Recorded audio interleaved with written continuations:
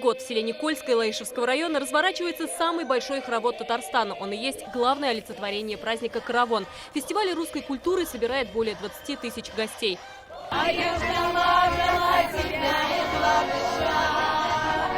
Пение, танцы, молодецкие забавы. Каравон – это преемственность и традиции. Каравон наш праздник славно, веселится стар и млад. Возрождаем мы культуру, вот чем край наш так богат.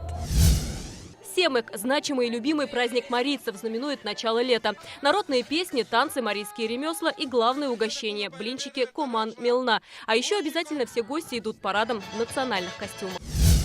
А вот праздник Учук начинается с запаха костра. Именно здесь совершается главный чувашский обряд приготовления каши из дождя. Так чуваши просят хорошей погоды, урожая и мира на земле. Мордовия, столица пары кулема, пайгане ансамбль бартатариасы улема. Где праздник каждый год приходится по вкусу, так это в Тетюшах, на Валда, Шинясь. Мордовский праздник солнцестояния всегда встречает гостей гастрономическими традициями. Десятки видов ухи.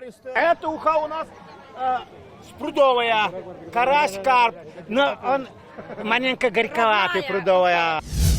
Уже через неделю кряшины отметят свой праздник Петрау. Он венчает череду летних праздников народов Поволжья. В отличие от Каравона и Сабантуя, основные гуляния начинаются ближе к вечеру и заканчиваются ночью.